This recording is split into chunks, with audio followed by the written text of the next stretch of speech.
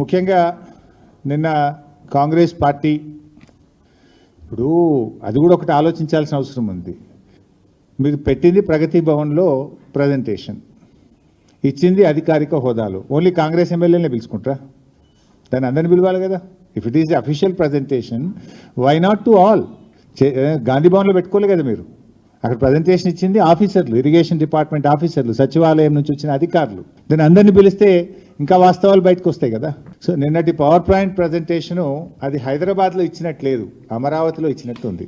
ఆ పీపీటీ చూసిన వాళ్ళకి ఏమనిపిస్తుంది అంటే, ఇది తెలంగాణ ప్రభుత్వం తయారు చేసిందా లేక చంద్రబాబు నాయుడు గారు తయారు చేసి అమరావతికి వెళ్ళి నాకు పంపిండా అనేటువంటి అనుమానం మాత్రం ఎవరికైనా కలుగుతుంది. ఇలా బనకచెర్లను ఆపాలనే చిత్తశుద్ధి మీకుంటే మీరు చూపాల్సింది ఏంటిది?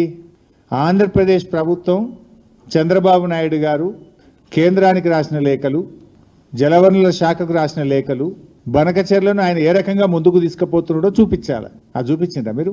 దాని గురించి ఎక్కడా ప్రస్తావన లేదు. చంద్రబాబు గారు బనకచెర్ల మీద కేంద్రానికి రాసిన లేఖలు కానీ, ఆయన మాట్లాడిన మాటలు కానీ నీ పవర్ పాయింట్ ప్రజెంటేషన్లో ఎక్కడ నువ్వు చూపలేదు, దానికి స్థానం దొరకలేదు. ఇప్పుడు కాళేశ్వరం ప్రాజెక్టును అడ్డుకున్నాడు చంద్రబాబు నాయుడు, పాలమూరు ఎత్తిపోతల పథకాన్ని, దిండి ఎత్తిపోతల పథకాన్ని, తుమ్మిళ్ళ లిఫ్టును, భక్తరామదాస్ లిఫ్టును, ఎన్నో తెలంగాణ ప్రాజెక్టులను నేను అడ్డుకున్నాడు. దానికి ఎందుకు నీ పీపీటీలో చూపించలేదు? ఆంధ్రప్రదేశ్ ప్రభుత్వము మన తెలంగాణ ప్రయోజనాల్ని ఎలా దెబ్బగొట్టిందో ఒక్క ముక్కనన్న చూపించినావని నన్ను అంటే, బనకచెర్ల గట్టే బాబేమో రేవంత్ రెడ్డికి బంగారమో లెక్క కనబడుతుండు. బనకచెర్లను ఆపాలని పోరాటం చేస్తున్న బీఆర్ఎస్ పార్టీ ఏమో ఈయనకు సచిన పాము లెక్క కనబడుతుంది. మరి సచిన పామే అయితే ఎందుకు కళలు కూడా బీఆర్ఎస్ పార్టీని కలవరిస్తున్నావు? అసలు నువ్వు ఉపన్యాసం ఇస్తే కేసీఆర్ పేరెత్తకుండా, బీఆర్ఎస్ గురించి మాట్లాడకుండా ఏదైనా ఒక ఉపన్యాసం మాట్లాడతావా నువ్వు? అసలు నీకు నిద్రలో లేపితే కూడా బీఆర్ఎస్ యాదికి వస్తుంది, గులాబీ జెండానే కనబడుతుంది నీకు. ఇప్పుడు నీ పార్టీ, కాంగ్రెస్ పార్టీ కేంద్రంలో 11.5 సంవత్సరాల నుంచి ఇలా అధికారంలో దూరంగా ఉంది. అనేక రాష్ట్రాల్లో కాంగ్రెస్ పార్టీ అధికారం కోల్పోయింది. ఈ దేశంలో అనేక శాసనసభల్లో కాంగ్రెస్ పార్టీ ఒక్క ఎమ్మెల్యే సీటు కూడా గెలవలేదు. మరి ఇలా కొన్ని రాష్ట్రాల్లో కాంగ్రెస్ పార్టీ ఒక్క ఎంపీ సీటు కూడా గెలవలేదు. అంత మాత్రాన నీ కాంగ్రెస్ పార్టీ చచ్చిన పామైందా? నేను అడుగుతా ఉన్నా. నువ్వు పీసీసీ అధ్యక్షుడిగా ఉన్నప్పుడు ఈ రాష్ట్రంలో ఉప ఎన్నికలు జరిగితే నీ అధ్యక్షతన జరిగిన ఎన్నికల్లో కాంగ్రెస్ పార్టీ డిపాజిట్ గల్లంతైంది. అప్పుడు కాంగ్రెస్ పార్టీ చచ్చిన పామైందా? ఈ చచ్చిన పాము లాంటి చౌకబారు ముచ్చట్లు మాకు చెప్పకు, నీ రాహుల్ గాంధీకి చెప్పుకునేది ఉంటే. ఈ అతి తెలివితేటలు అవసరం లేదు మిస్టర్ రేవంత్ రెడ్డి గారు. నువ్వు మొన్న ముఖ్యమంత్రి అయిన తర్వాత నీ సొంత జిల్లాలో కూడా బీఆర్ఎస్ పార్టీ ఎమ్మెల్సీ గెలిచింది, గెలవలేదా మొన్న? అహంకారంతో మాట్లాడితే ప్రజలు నిన్ను అత్త పాతాల లోకానికి దొక్కుతారు బిడ్డ, జాగ్రత్త అని హెచ్చరిస్తా ఉన్నా నేను. నీకు బేసిన్ల గురించి మినిమం అవగాహన లేదు. దేవాదులు ఏ బేసిన్లో ఉందంటావు, బంకచెర్ల యాడు ఉందంటావు. బాసన్ల గురించి తెలిసినంత ఈజీ కాదు బేసిన్ల గురించి తెలుసుకోవడం. కనీస అవగాహన లేకుండా మాట్లాడి ఈ రాష్ట్రం పరువు తీస్తూ ఉన్నావు నువ్వు. ఇవాళ ఏదో సామెత ఉంటే చూడు, భయం లేని కోడట బజార్లో గుడ్డు పెట్టిందట. నీ తీరు కూడా గట్లే ఉంది. ఈయనట కేసీఆర్ను ప్రశ్నిస్తారట. బంకచెర్ల మీద ఈ బొంకుడు రాజకీయాలు బంద్ పెట్టు. రేవంత్ రెడ్డి గారు, నాడు బాబు కోసం బ్యాగులు మోసి బ్యాగ్ మ్యాన్గా పేరు తెచ్చుకున్నావు.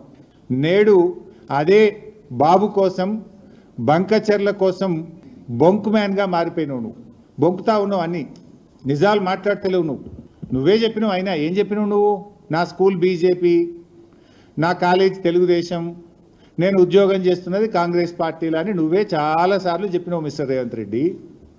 ఇలా నువ్వు టెక్నికల్గా కాంగ్రెస్ ముఖ్యమంత్రివి, కానీ నీ హృదయం అంతా కూడా ఇంకా అక్కడనే ఉన్నదని ఇలా అర్థమవుతా ఉంది రాష్ట్ర ప్రజలకు. ఎందుకంటే నీ స్కూలింగు, కాలేజీ జ్ఞాపకాలు నేను విడిచిపెడతలేవు. ఇంకా నీ మనసంతా అక్కడనే కొట్టుకుంటున్నది. ఎందుకంటే నీ ఆచరణలోనే కనబడుతుంది, నేను చెప్పాల్సిన అవసరం లేదు. ఇవాళ స్పష్టంగా నేను ఆధారాలతో సహా చెప్పదలుచుకున్నా. ఇప్పుడు చంద్రబాబు నాయుడు గారిని ఈయన ప్రజాభవన్కు పిలిచిండి ఈ మధ్యలో, పోయిన సంవత్సరం మీ అందరికీ తెలుసు. జూలై 6, 2024 జూలై 6, 2024 నాడు 2 రాష్ట్రాల మధ్య సమస్యలు పరిష్కరించుకుందామని ప్రజాభవన్కు చంద్రబాబు నాయుడు గారిని ఆహ్వానించాడు. ఆహ్వానించిన తర్వాత ఆ విభజన హామీల ముసుగులో గోదావరి బనకచెర్ల చీకటి ఒప్పందం ప్రజాభవన్ ఆధారంగా రేవంత్ రెడ్డి, చంద్రబాబు నాయుడు మధ్య జరిగింది. ఎందుకంటే జూలై 6, 2024 నాడు ప్రజాభవన్లో రేవంత్ రెడ్డి చంద్రబాబు నాయుడుల మీటింగ్ జరిగింది. ఆ తర్వాతనే ప్రాజెక్టు పనులు స్టార్ట్ అయినాయి. రేవంత్ రెడ్డి గారు అదే రోజు ప్రజాభవన్ వేదికగా తెలంగాణ నీటి హక్కులకు మరణ శాసనం రాసిండు రేవంత్ రెడ్డి. ఆ తర్వాత ఏమైంది? జూలై 6, 2024 రేవంత్ చంద్రబాబు కలిసిండ్రు. సెప్టెంబర్ 13, 2024 ఉత్తమ్ కుమార్ రెడ్డి గారు సతీ సమేతంగా బెజవాడకు పోయి బజ్జీలు తినొచ్చిండు. ఇగో అక్కడ సైలెంట్ అయిపోయింది. ఇక బెజవాడ బజ్జీలు తిని బెజవాడకు పోయి చంద్రబాబు నాయుడు సతీ సమేతంగా కలిసి గోదావరి బనకచెర్లకు ఉత్తమ్ కుమార్ రెడ్డి కూడా పచ్చ జెండా ఊపిండు.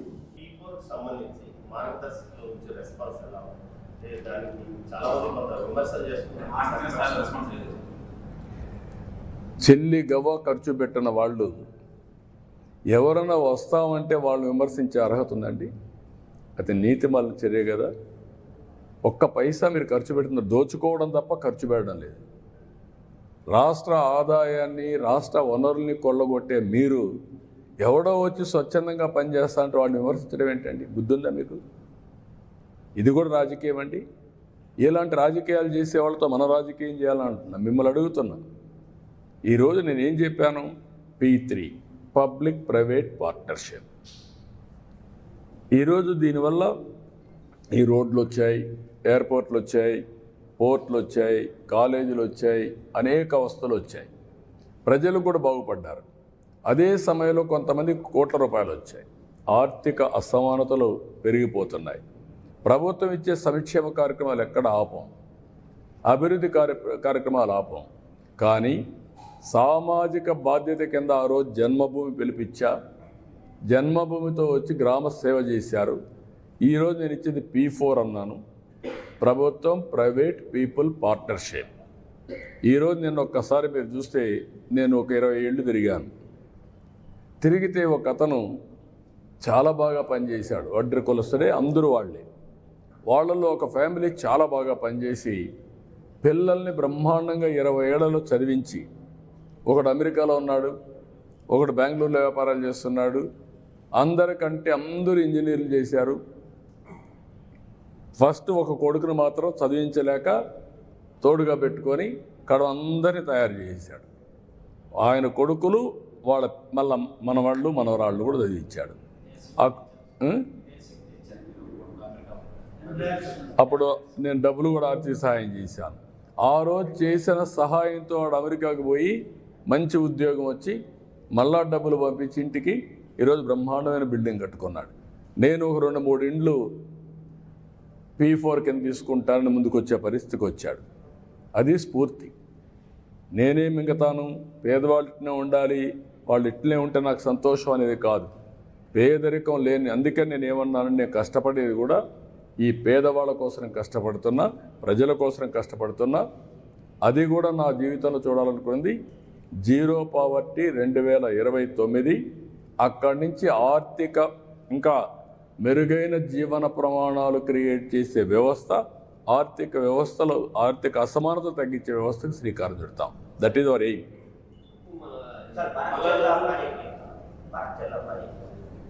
ఓకే అమ్మ, బనకచెర్ల ఎవ్వరికి నష్టం లేదు. కొంతమంది మాట్లాడుతున్నారు, ఇది కరెక్ట్ కాదు. తెలంగాణలో కొన్ని ప్రాజెక్టులు నేను సమైక్య ఆంధ్రప్రదేశ్లోనే దేవాదులు నేనే పునాదులు వేశాను. ఆ రోజు లిఫ్ట్ ఇరిగేషన్ పెట్టా. శ్రీశైలం SLBC, ఇప్పుడు మాధవరెడ్డి కెనాల్. అది చూసిన తర్వాత ఆ రోజు నేను దేవాదుల ప్రాజెక్టు కూడా లిఫ్ట్ ఇరిగేషన్ సాధ్యమని గోదావరి పైన ఆ లిఫ్ట్ ఇరిగేషన్ పెట్టాం. అదే సమయంలో ఇక్కడికి వచ్చిన తర్వాత ఆంధ్రాలో పుష్కర, తాటిపూడి 2 లిఫ్ట్ ఇరిగేషన్లు తీసుకొచ్చాను. తర్వాత కొన్ని వీళ్ళు దేవాదుల ఇవన్నీ కూడా వచ్చాయి. రాజశేఖర రెడ్డి ఉన్నప్పుడే ఎల్లంపల్లి అన్నారు, అది రాలేదు, అది కూడా పెద్ద స్కామ్ అయింది. తర్వాత ఈరోజు వీళ్ళు దేవాదులు తీసుకొచ్చారు. గోదావరిలో నీళ్లు ఉన్నాయి, పైన ఉండేవాళ్ళు వాడుకుంటారు, కిందలో వాడుకోవచ్చు. 2000 TMC నీళ్లు సగటున 100 సంవత్సరాలు సముద్రంలోకి పోయినాయి. సముద్రంలోకి పోయే నీళ్లు ఒక 200 TMC ఇక్కడ కానీ అక్కడ కానీ వాడుకుంటే రాష్ట్రాలు బాగుపడతాయి, తెలుగు కమ్యూనిటీ బాగుపడుతుంది, నీటి సమస్య పరిష్కారం అవుతుంది. ఆ విషయమే నేను పదే పదే చెప్తున్నా, ఎవ్వరికీ నష్టం లేదు. నేను తెలంగాణలో ఉండే ప్రాజెక్ట్స్ గోదావరి పైన ఎప్పుడు అపోజ్ చేయలేదు, అపోజ్ చేయను కూడా.